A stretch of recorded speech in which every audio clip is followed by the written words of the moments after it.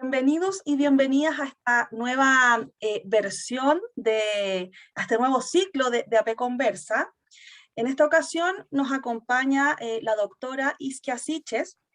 Ella es médica cirujana de la Universidad de Chile, donde se inició en su rol como dirigente en sus primeros años. También transitó por distintos cargos de representación estudiantil, partiendo como consejera de la Federación de Estudiantes de la Universidad de Chile.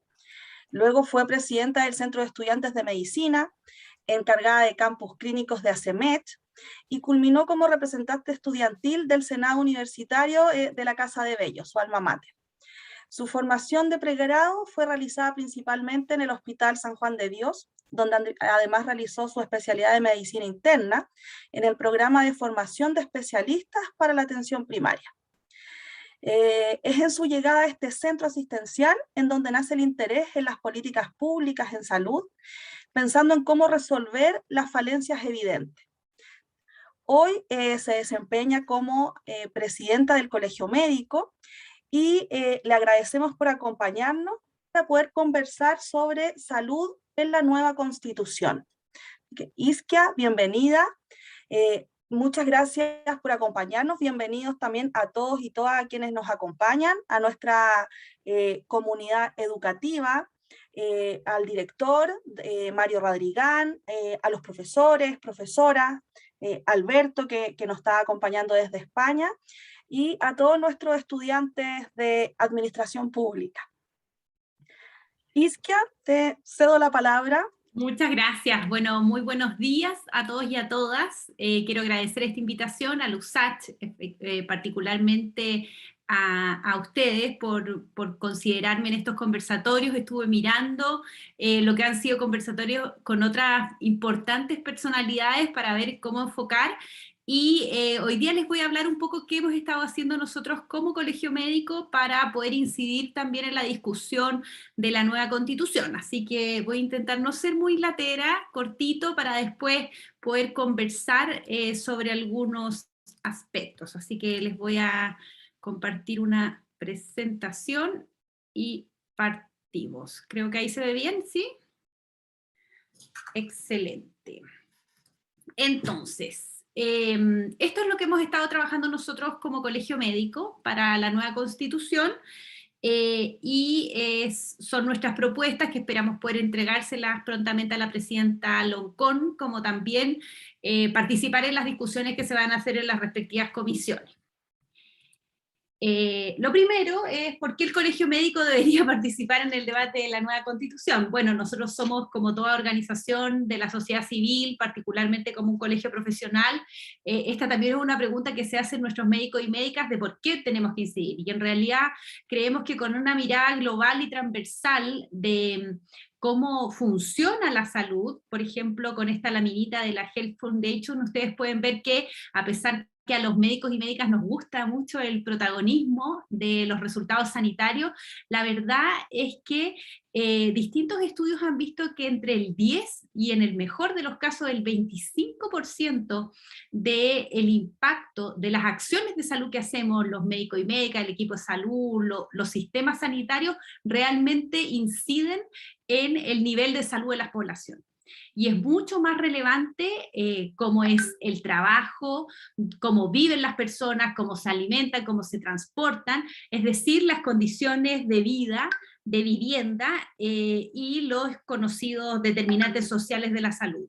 No sé si ese mensaje es mío, ese WhatsApp es mío, o a alguien más le está sonando.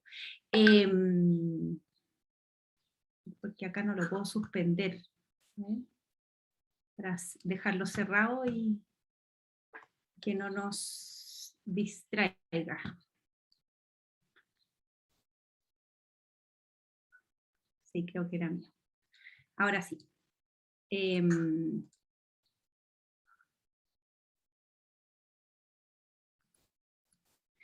En esa línea hay distintas personas, y particularmente hoy día he querido mencionar a Marc Lalonde, porque tampoco es médico, él es abogado, fue el ministro de Salud de Canadá, quien, buscando distintas publicaciones en torno a estos determinantes sociales de la salud, escribe, que vienen de la teoría social y no particularmente de la medicina, el reporte Lalonde, y es parte de la viga maestra o de las estructuras que han fundamentado esta mirada sanitaria que supera la mirada de los propios actores de salud, y entiende que los resultados sanitarios más responden a fenómenos sociales que están muy imbricados y no solamente a cómo organizamos los sistemas sanitarios.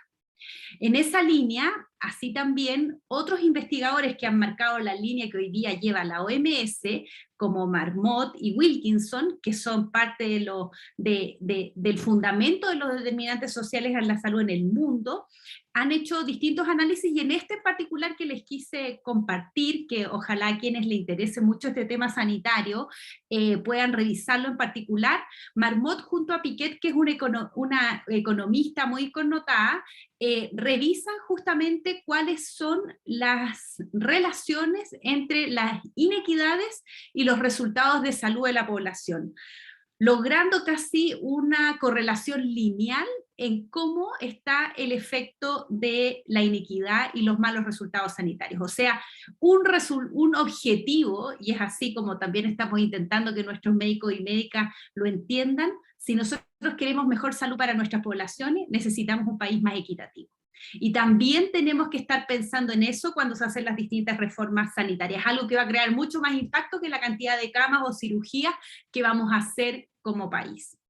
Así hay distintos latinoamericanos, no solamente, además de estos señeros países europeos u otras áreas, también hay muchos latinoamericanos que cuando se estaban creando estas iniciativas en el mundo, particularmente el doctor Hugo Ben Rosas, que fue detenido en el proceso de la dictadura, que perdió su vista por la propia acción de las fuerzas del Estado en el momento de dictadura, y que después se fue a remitir a Costa Rica.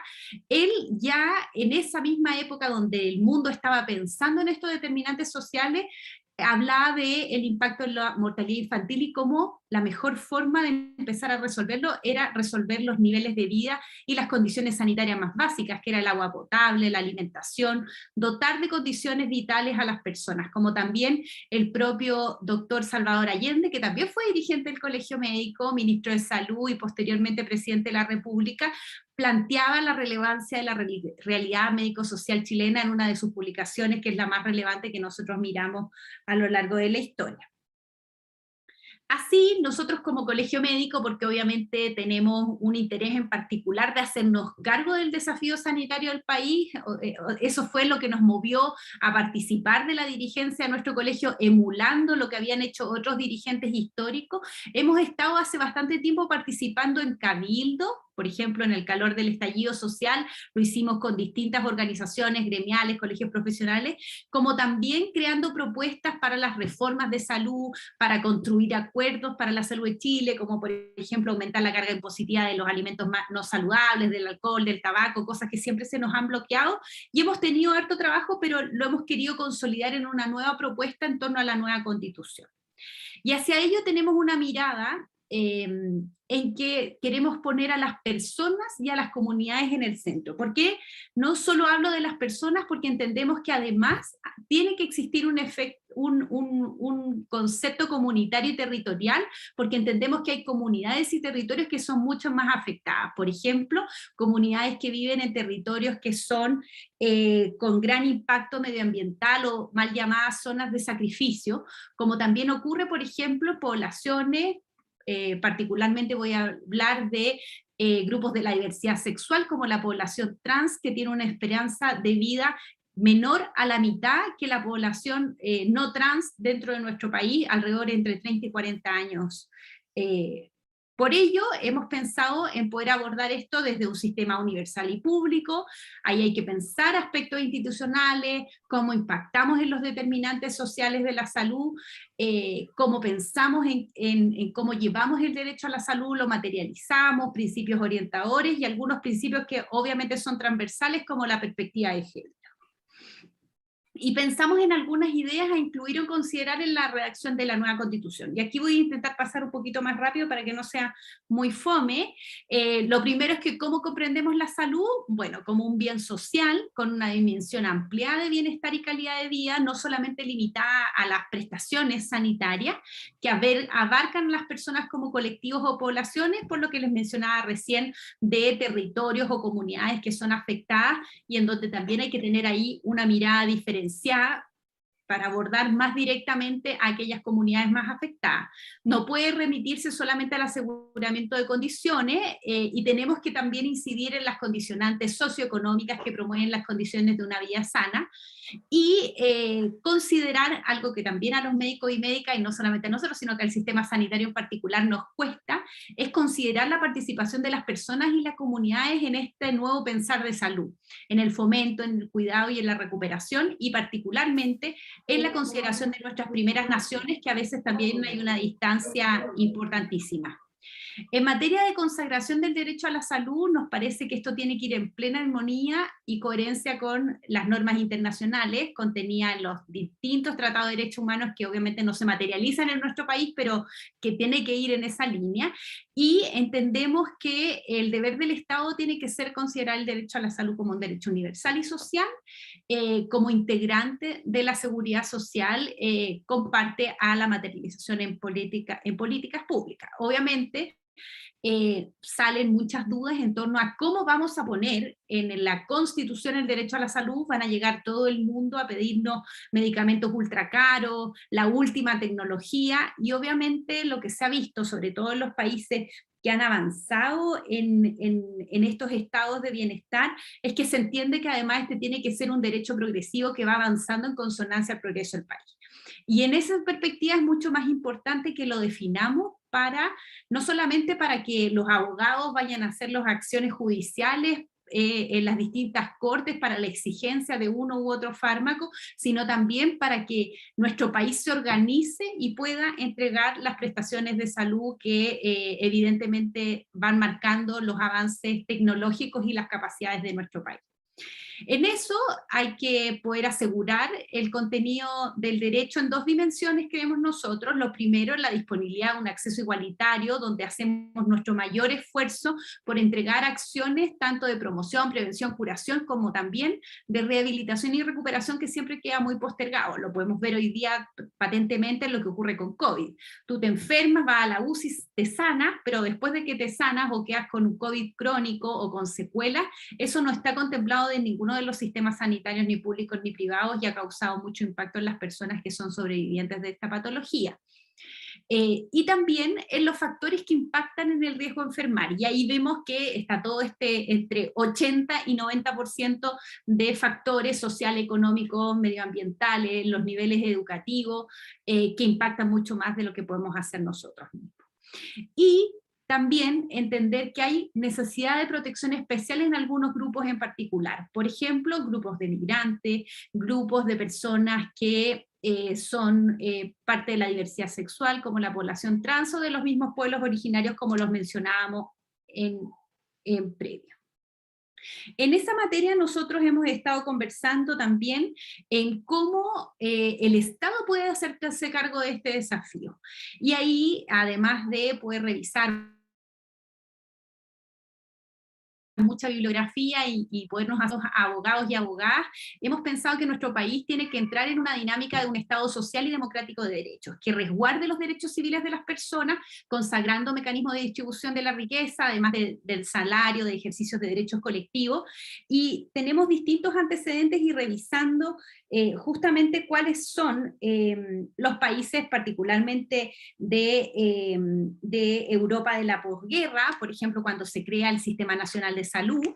Creo que el estallido social junto a la pandemia es nuestra perfecta posguerra para hacer este salto a la seguridad social sanitaria, como también distintos países que, bueno, han ido variando en su postura, pero que sin duda entregan también una perspectiva de seguridad social que a nosotros nos gustaría que pudiera recoger el sistema sanitario chileno y nuestra Constitución.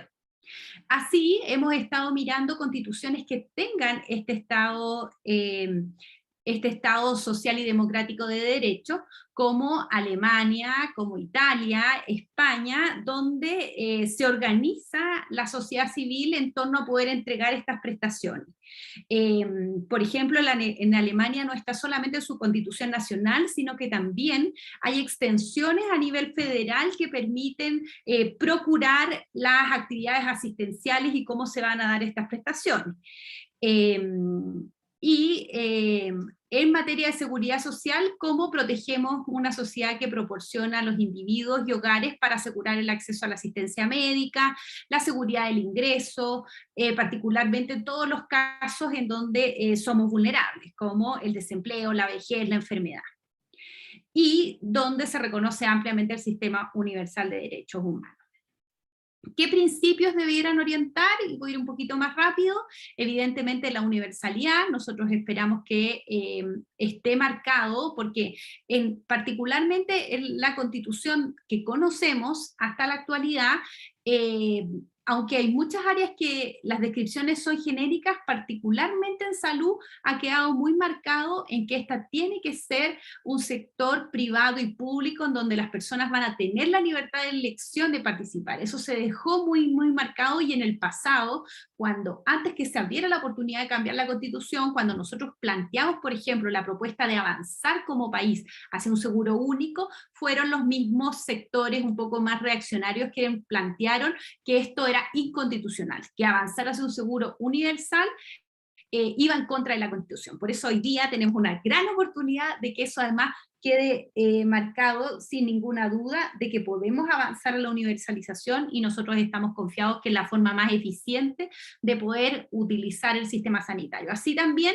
de forma solidaria, es decir, las personas aportan, ya sea por impuestos generales o según sus capacidades de pago, pero reciben según sus necesidades sanitarias, es lo que hace cualquier sistema de seguridad social. Integralidad con acciones de salud que deben ser articuladas, y que además lo que pasa en forma general es que se está pensando en que salud esté en todas las políticas, es decir, tú vas a construir un puente y tienes que ver cómo impacta. Justo hoy día, antes de venir acá, tuve que ir a un punto de prensa fuera del Costanera Center, el Hospital Metropolitano. Tú vas a construir un estacionamiento para recordar al señor Paulman. Obviamente tienes que ver cuáles van a ser las repercusiones en salud, y aquí son muy directas, no hay que ni siquiera contemplarlas, porque van a cerrar el 50% de las camas hospitalarias del Hospital Metropolitano para construir los estacionamientos de ese mall. En materia de equidad y no discriminación, donde todos los ciudadanos tienen que ser amparados igualmente ante una misma contingencia, es decir, nadie se salta a la fila, que lo hemos visto también en esta pandemia.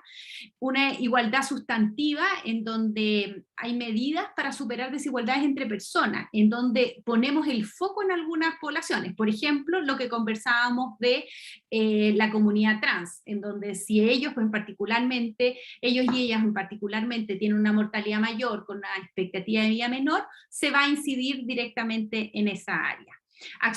También en eficiencia y sustentabilidad, que evidentemente es parte de la responsabilidad, y ustedes lo pueden saber mejor que yo, que evidentemente las políticas públicas tienen que tener esta eficiencia y poder ser sustentable en el tiempo para que el sistema pueda continuar. Y en materia de participación, facilitar y crear estas vías formales que no sean solo cosméticas, como nos ha pasado en muchas otras instancias, de participación de la sociedad civil junto a la autonomía, con el respeto del carácter único de las personas, poder desarrollar libremente proyectos de vida, considerar materia como autodeterminación sexual, reproductiva y todas esas materias. ¿Cómo el Estado debe incidir en los factores que afectan salud a las personas? Bueno, para nosotros es importantísimo poder actuar en los factores que hacen a los individuos y comunidades más propensas a enfermar, ya se los mencionaba antes en torno a los determinantes sociales de la salud, porque lo que impacta en salud es cómo las personas nacen, crecen, trabajan, viven, envejecen, y eso es lo de mayor incidencia, y por eso también estamos replicando esta de salud en todas las políticas para tener, más allá del estado de salud como sano o enfermo, entender a la salud como un estado de bienestar que debería ser el objetivo de nuestra sociedad en general, entendiendo también el derecho a la salud como un derecho social. Y aquí hay distintos determinantes, tanto los que conocemos habitualmente, pero sobre todo se impactan los determinantes intermedios como educación, el trabajo, los niveles de ingreso, más allá de solamente las circunstancias operacionales de cómo damos las prestaciones. Voy a ir pasando un poquito más rápido.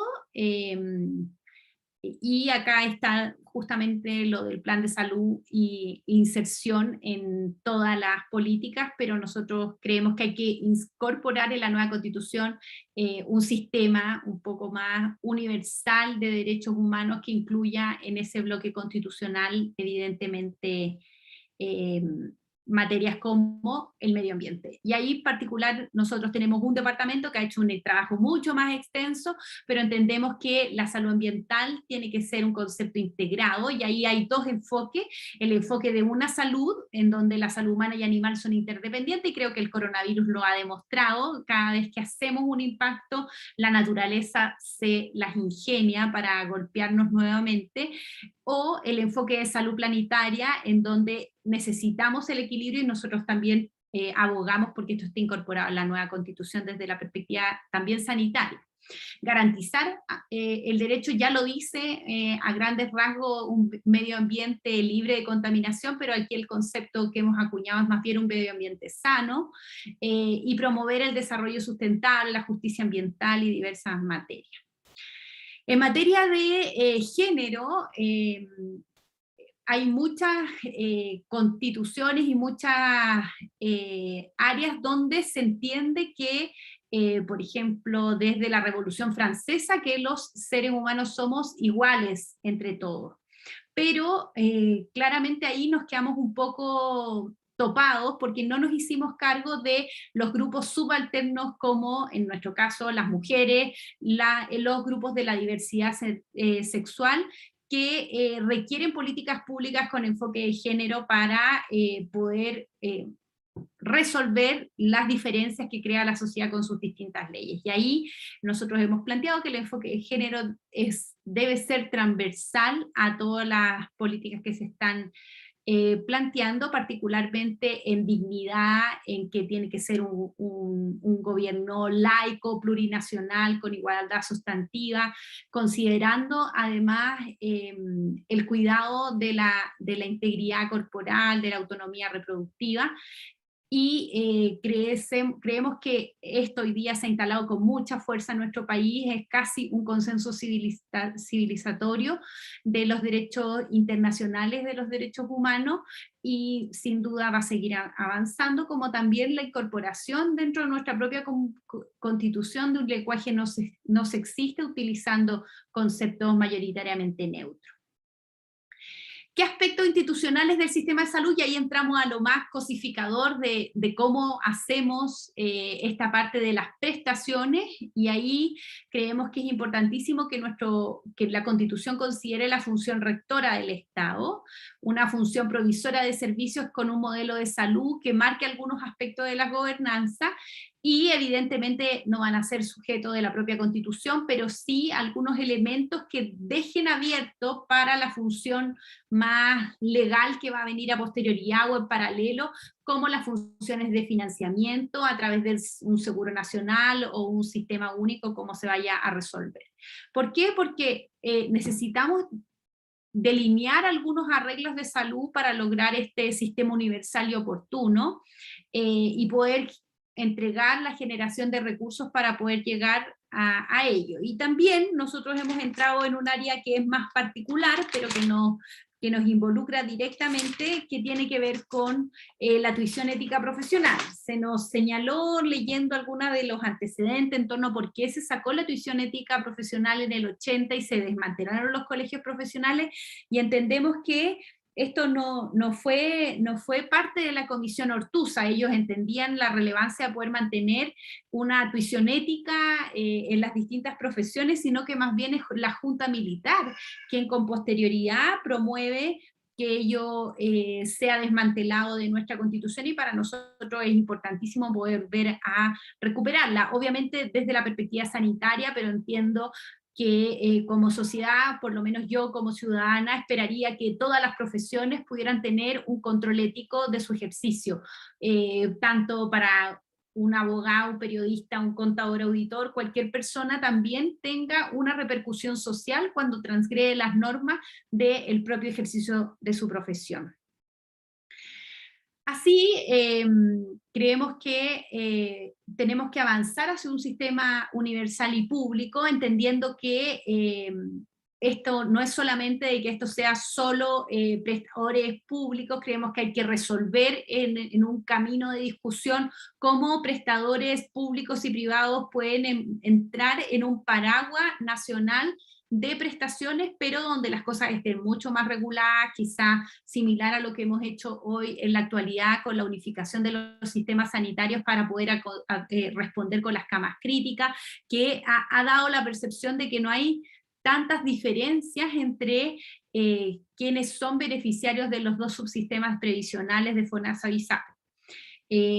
Y particularmente nosotros siempre miramos con mucha atención la atención primaria, lo hemos visto en la estrategia de vacunación, muchas personas que son beneficiarios de ISAPRE no han ido a sus centros privados a vacunarse, sino que han ido a sus territorios de sus comunas para poder tener un acceso universal, porque particularmente, quizá muchos de ustedes vienen de la región metropolitana, pero la realidad del sistema privado solo la vemos muy fuertemente impulsada en donde existen las grandes regiones, en Santiago, Valparaíso, Concepción, pero en el resto de las regiones del país, hasta los beneficiarios de ISAPRE muchas veces tienen mucho más confianza de atenderse dentro de los grandes prestadores públicos como son los hospitales regionales porque tienen la tecnología, tienen la capacidad de poder atender con mejor calidad y están los mejores especialistas de la región. Y las ventajas prácticas de esta universalización a nuestro sentido es que es un sistema que ya existe, que puede llegar a todos los territorios y nos da esta misma percepción como lo que vivimos en vacunas, que nadie se salta la fila y que podemos llegar a los distintos territorios. ¿Por qué avanzar en esta perspectiva? Porque distintos estudios, y no les voy a dar la lata en este momento, han demostrado que es cómo se alcanza la mayor eficiencia. Y justamente hemos estado conversando con algunos países y prontamente vamos a hacer un seminario con Corea del Sur, donde ellos nos van a contar cómo transitaron desde un modelo de multiseguro a una seguridad social que no estaba muy compactada a un modelo de seguridad social universal en salud y eso próximamente, así que también los invito desde ya. Creemos que responde mejor a la forma en que salud llega a todos y todas, y también hay que considerar, y nuestras propuestas en torno a eso, no ha sido eliminar el sector privado, sino incorporarlos con regulaciones y formas a una prestación de salud universal con, sobre todo, seguridad social universal. ¿Cómo proteger la salud? Bueno, hay varias propuestas en torno a crear una defensoría de salud, algo que no sea solamente reaccionario, sino que ojalá tenga un carácter propositivo, como también mirando lo que han sido algunas estrategias como la fineza y otras. Esto podría ser parte de distintos ombudsman para distintas áreas, como lo que podríamos ocurrir en materia medioambiental. Por ejemplo, alguien que esté fiscalizando de manera independiente, con imparcialidad y con competencias, para también estar marcando las pautas de cuáles son los estándares que esperamos como sociedad civil. Esta ya es la última, y por último quería comentarles que estos elementos que les he conversado es lo que nosotros queremos proponer para poder materializar en la nueva constitución. Son por lo menos las 10 ideas centrales que queremos llevar como colegio médico, y entendemos y estamos muy esperanzados que esta nueva constitución y esta oportunidad constituyente sea una oportunidad de avanzar como país, particularmente a la área que nos toca más directa, que es el área de la salud, que entendemos que este es un proceso de cambio desde la acción popular, movimientos sociales en algunos de ellos donde nosotros también participamos en las calles junto a otros trabajadores de la salud y junto a organizaciones de pacientes, y entendemos que que la concepción de la libertad supera ampliamente la no interferencia del Estado en relación a las decisiones individuales, sino que también esa libertad es cómo dotamos como país, cómo protegemos como país capacidades efectivas a los y las ciudadanas de participar en la comunidad y de construir su proyecto de vida. Quizá un buen ejemplo es elige beber sano o elige cualquier programa de gobierno que diga esa frase inicial. En realidad, cómo entregamos esa libertad de elegir real con las condiciones materiales para tener el mejor estándar de vida que te puede ofrecer ese país. Yo creo que ese es parte de lo que nos mueve hoy día como colegio. Y también, entendiendo que la dignidad ha sido un emblema de todo este proceso, consideramos que la libertad responde a avances del pensamiento que ha ido evolucionando desde la Revolución Francesa hasta hoy, y que la dignidad como consecuencia es un concepto, hasta la dignidad como requisito para ejercer la libertad. O sea, cómo dotamos como país las condiciones materiales de dignidad para ser libres, para poder vivir en nuestro país. Y con eso he terminado. Muchas gracias. Muchas gracias, Isquia. Tenemos algunas preguntas. Vamos a con la pregunta de Alberto Mayol, que está por ahí. Sí, aquí estoy, Claudia. No, primero quería agradecer a Isquia la oportunidad que nos da de conocer este planteamiento, esta propuesta que saca un poco del debate tradicional de los últimos, del largo año último, y nos pone en una posición constituyente, digámoslo así, una posición de cómo vamos a formar lo que viene.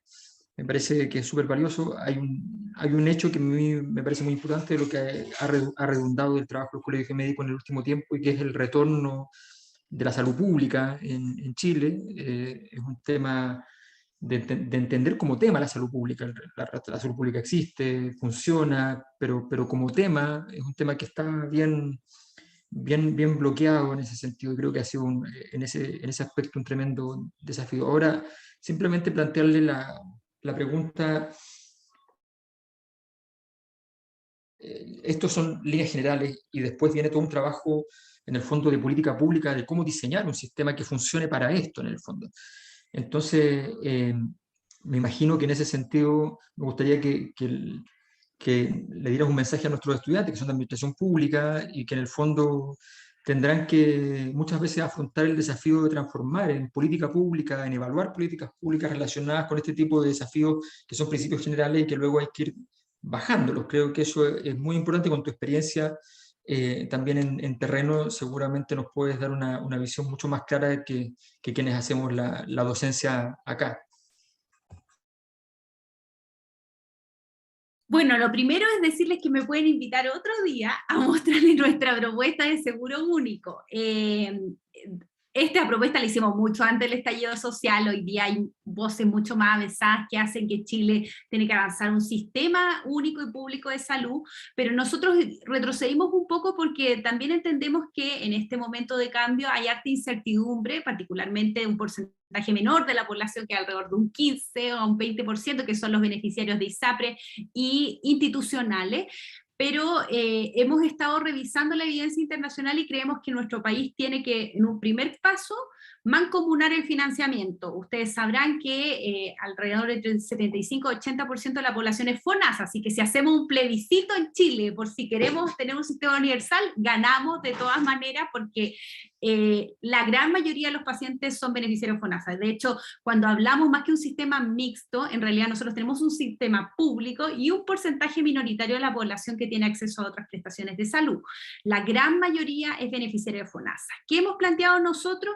Que es hoy día la oportunidad, y nos ha costado mucho con el gobierno, de empezar a transitar, obviamente una transición que tiene que ser bien pensada para disminuir esta sensación de riesgo, porque estar enfermo crea mucha preocupación por la familia. Ahora yo que soy madre, que se te enferme un hijo y que no tenga dónde acostarlo, que no pueda entrar a una urgencia, que tengas que hospitalizar en un pasillo a tus abuelos, eso crea mucha ansiedad y preocupación, y las personas invierten mucho de sus recursos en poder asegurar ello. Por lo mismo, mirando otros acuerdos sociales de otros países, hemos visto que hay varios países que han transitado a modalidades de seguridad social universales, en donde ya sea por seguro, por financiamiento, por impuestos generales, es decir, nadie cotiza, o utilizando y mancomunando las cotizaciones sanitarias, junto al aporte de los presupuestos universales, tú logras tener un sistema sanitario, un sistema de seguridad social único en salud. Es decir, tenemos un FONASA bueno, que sería universal, las ISAPRES desaparecen como seguros de primer piso, evolucionan a ser seguros de segundo piso, pero bien fiscalizados. Hoy día hay un mercado de seguros complementarios que nadie entiende, y además no tienen ninguna fiscalización, y eso sería reglamentario, con prestaciones que en nuestra propuesta es un poco más abierta a público y privado, regulando el sector privado, entendiendo que tenemos que hablar si es que va a existir lucro en salud o no, o van a ser más bien fundaciones e instituciones,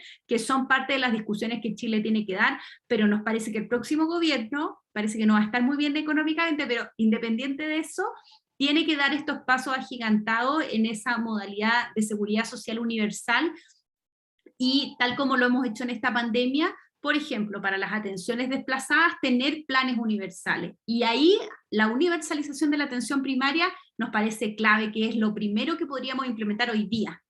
Hoy día podríamos empezar a que las personas beneficiarias de ISAPRE empezaran también a utilizar sus centros de atención primaria según sus territorios, y empezar a normalizar lo que vivió y nos de sopetón nos obligó la pandemia, por ejemplo, con las vacunas a lo largo de todo el país.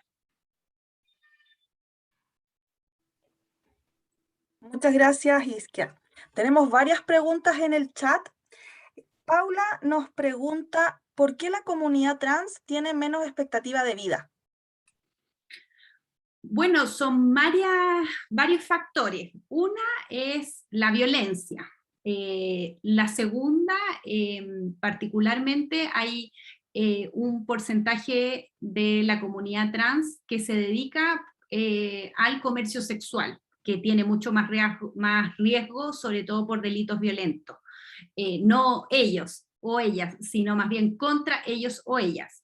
Lo segundo es un factor que cruza, como les mencioné, los determinantes sociales de la salud, es que son población mucho más vulnerable en lo económico.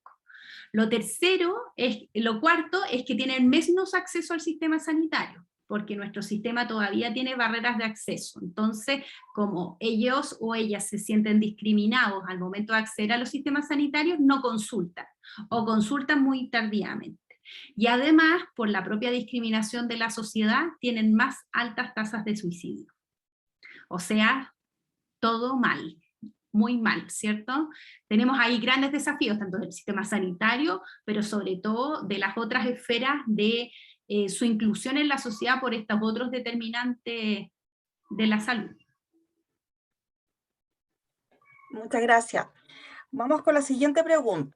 Jan Robledo dice, te saluda y plantea que la gestión directiva en cuanto a la salud pública en muchas ocasiones deja bastante que desear, partiendo por las diferencias económicas entre la red de salud pública y las redes privadas, las listas de espera, etc. ¿Cómo podemos avanzar en materia de salud pública? ¿En qué podemos colaborar para que mejore? Sí, esta es una idea más personal que del colegio, pero yo siempre he tenido la perspectiva de que el sistema sanitario debería estar un poco en paralelo a los gobiernos de turno. En general, las políticas sanitarias son de largo aliento y los gobiernos muy estrechos, y donde lo sanitario a veces vende mucho. Entonces, se utiliza harto políticamente, y nos pasa a nosotros en particular que cada 4 años cambian todos los directores de los servicios de salud, todos los directores de los hospitales, todos los asesores, y en vez de ir avanzando en línea recta hacia los objetivos sanitarios, en general vamos en una suerte de zigzag entre estas distintas administraciones. Un área, por ejemplo, donde a ustedes les toca más directamente es la alta dirección pública, donde a pesar que existe un entramado para ello, las ternas siguen siendo seleccionadas y sigue ocurriendo el mismo escenario que conocemos hasta ahora. Cambia todo el gobierno sanitario y los cargos técnicos no se logran mantener, y creemos que eso hay que solidificarlo un poco más, y particularmente yo, mi propuesta es que ojalá pudiéramos contar con un sistema sanitario, con una gobernanza que superara estos gobiernos. No voy a nombrar al Banco Central porque hoy está en el medio de la polémica, pero sin querer ser el Banco Central, porque sí hay políticas de largo plazo. Ojalá haya más consenso en las dinámicas sanitarias para no tener estos cambios tan a largo plazo, pero nosotros miramos con mucho interés lo que es el modelo inglés, un sistema nacional de salud robusto, con otras orientaciones, y así también lo planteamos para la pandemia, una gobernanza que no dependa tanto de los gobiernos, y vamos a ver si en este proceso de transición se logra hacer algo interesante con el futuro gobierno. Muchas gracias, Isquia. Vamos con la siguiente pregunta de Hans, que nos dice, la evidencia científica contemporánea es brutal en confirmar la importancia de la actividad física, ejercicio y deporte en los estilos de vida activos y saludables de la población y en el tratamiento de las enfermedades crónicas. ¿Por qué a los médicos y médicas y al colegio que los representa no se les escucha y no se hace énfasis en promover la actividad física y la prescripción de ejercicio como la estrategia más eficiente económica al alcance de todos para mejorar el bienestar, la calidad de vida y la salud? Yo creo que todavía estamos en un paradigma muy curativo y muy biomédico, pero hay sociedad de medicina del deporte, pero creo que todavía estamos muy concentrados en las áreas más particulares. Pero tal como mencioné, hay muchas áreas que impactan mucho más en salud, entre ellas más que el propio deporte, que tiene que ver con la urbanización, los medios de transporte, los niveles socioeconómicos, los niveles educativos. Entonces, creo que nos hemos atrincherado un poco, pero sí, uno de los documentos que les mostré, el documento de 70 años, que plantea justamente en poder volver a cómo hacemos las actividades de promoción. Y ahí planteamos prevención de enfermedades de transmisión sexual, el impuesto al tabaco, que nos ha costado un mundo que avance en el Parlamento, el impuesto al alcohol, porque para todos ustedes sepan, riesgo cero, consumo cero de alcohol.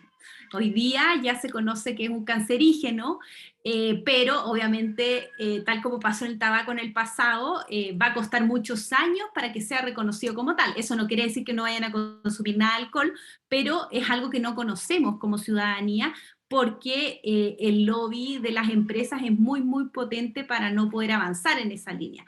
Y también ahí se abordan materias de deporte. Yo creo que ahí tenemos mucho que hacer, porque creo que una de las cosas, y esto lo digo más como ciudadana, no tengo los datos, pero creo que una de las cosas más elitizadas quizás es el deporte, sobre todo el deporte como de alto rendimiento. Yo estudié en un colegio subvencionado y a los hombres les pasaban una pelota, a las mujeres les pasaban una radio. Si no fuera por el H, yo creo que nunca en mi vida me hubiera movido en mi colegio, porque en mi colegio no había nada, o sea, ¿qué es atletismo? No había condiciones materiales para poder hacerlo, ni tampoco interés de la propia institución educacional, o este deseo de hacer deporte. Entonces hoy día creo que también sigue siendo un reducto muy de cuna, de que la familia haga deporte, para que los niños, niñas y adolescentes lo puedan incorporar. Y creo que ahí nuevamente volvemos a las políticas públicas, sobre todo mirando países que con muy bajo PIB sí tienen una cultura más deportiva que nosotros. Y ahí creo que supera, pero me hago cargo de que tenemos que hacernos también, sumarnos a la prescripción deportiva, pero los médicos y médicas no sabemos prescribir actividad deportiva. Eso no es parte de nuestra malla, no está incorporado, como tampoco Por ejemplo, hasta que yo egresé no estaba el enfoque de género. Y hoy día son cosas que son inadmisibles. Avanzando poco a poco ahí.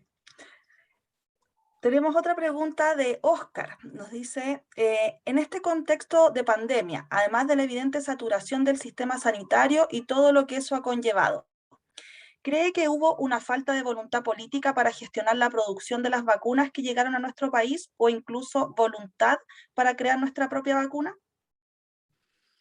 Creo que crear vacuna es algo un poco más difícil de materializar, sobre todo en un contexto agudo. Sí, en algún momento nuestro país tuvo elaboración de vacunas, pero eso junto a la inversión en ciencia tienen que ser decisiones que no solamente están en los tiempos, entre comillas, de guerra o en los tiempos agudos, sino políticas que se logran mantener. Creo que con lo que ocurrió nuestro país y particularmente que ahora que vamos a tener una planta privada, pero por lo menos de embotellamiento de vacuna, hace una aproximación.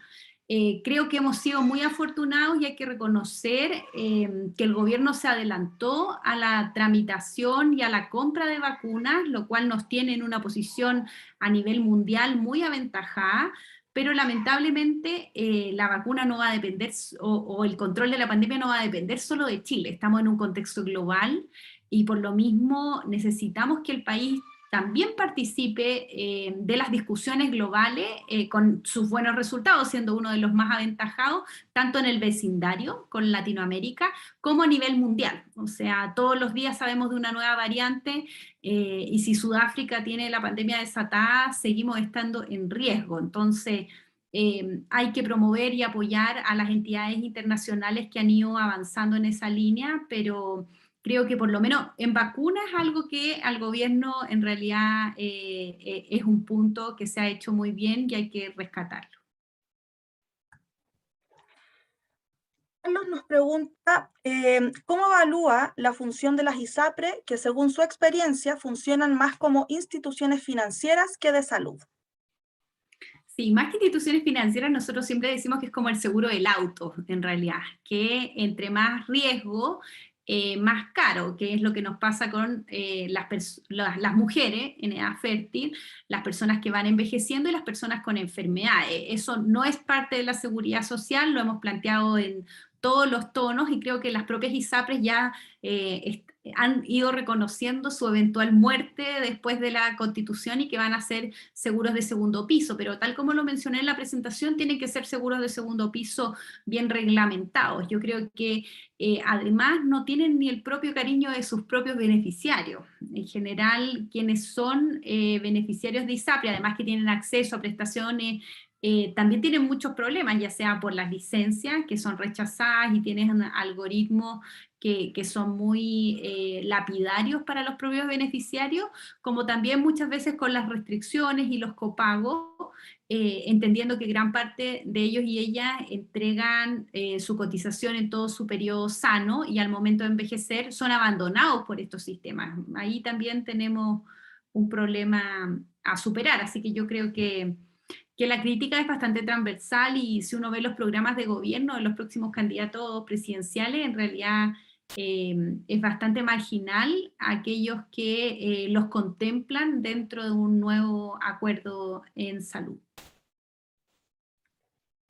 Vamos a ir con las últimas dos preguntas para dejar en libertad a Isquia. Aquí hay una reflexión y una pregunta. Dice, desde los años 90 se vienen presentando proyectos de los pueblos indígenas en Chile y ninguno ha fructificado en un reconocimiento efectivo. Por lo tanto, tenemos una oportunidad y un desafío tremendo como país. En ese sentido, pienso que la nueva Constitución debería resolver algunas cuestiones básicas.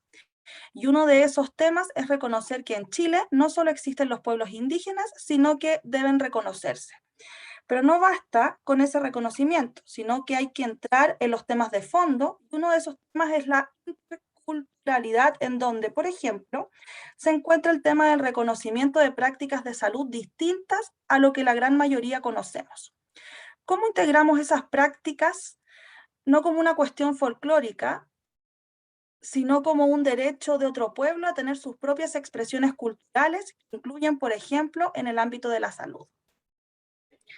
Bueno, nosotros tenemos un departamento de Primeras Naciones y ellos nos han enseñado mucho porque por lo menos los médicos y médicas que nos hemos formado en las universidades chilenas y no hemos hecho estudios extras, somos bien alópatas y bien ignorantes en todas estas fusiones y trabajo conjunto. Y en general lo que se ha hecho, en particular en las comunidades, es efectivamente introducir a los propios terapeutas de las comunidades y también abrir los sistemas hospitalarios para no solamente institucionalizarlos en los centros hospitalarios, logrando llegar niveles de acuerdo de cómo los propios terapeutas de las primeras naciones logran identificar factores que requieren una intervención mayor. Por ejemplo, una peritonitis, que si es que no llega al sistema sanitario, esa persona va a fallecer.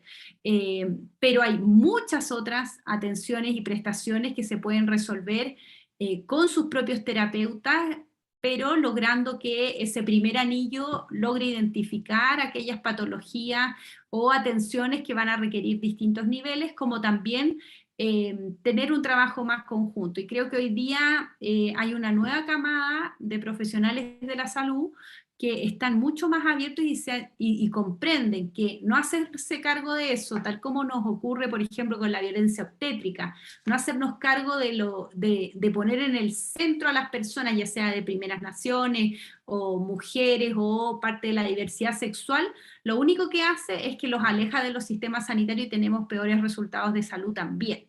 Entonces creo que hoy día, tal como está pasando en nuestro país en materia de la Constitución, también hay voces y pensamientos mucho más reflexivos de su incorporación para, tal como señala quien pregunta, no sea folclórico, sino que sea un potenciador de dar buenos beneficios en las condiciones sanitarias. Y también, como conversamos aquí toda la presentación, más importante que la atención de salud va a ser por ejemplo, que algunas comunidades tengan fuentes de agua potable o fuentes libres de contaminación de agua para no tener enfermedades gastrointestinales ni contaminación por distintos metales pesados u otros.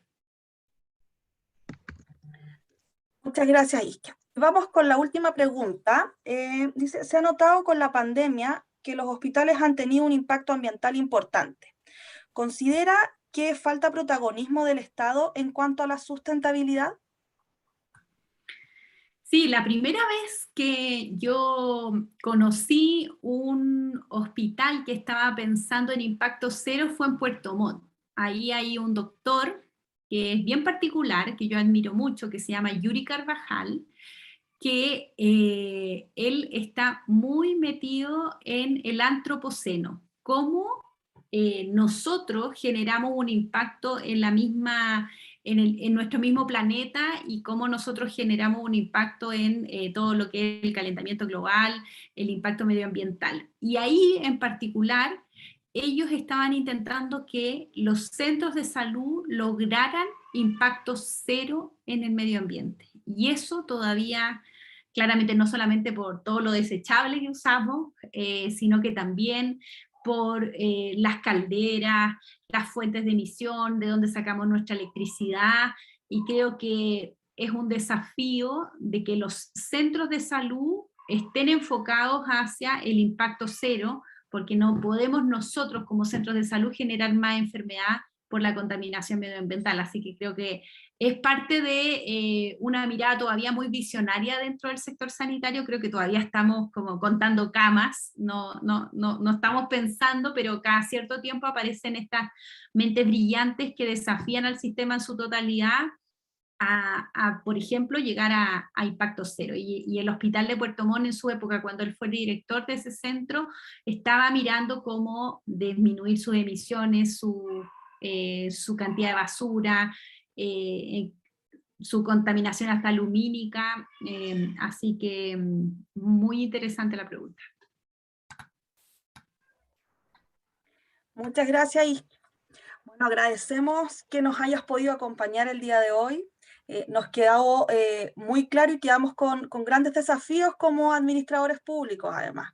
Así que nos vamos con una tarea grande para la casa, de velar por cumplir varios de los planteamientos que tú nos expusiste. Así que agradecemos a todos quienes nos acompañaron hoy, a Mario, a Alberto, a todos nuestros estudiantes y a toda la comunidad universitaria. ¿Ya? Así que muchas gracias y los esperamos en los próximos conversatorios de AP Conversa. Muchas gracias. Nos Ya, esperamos a todos Emilia. los administradores públicos en salud.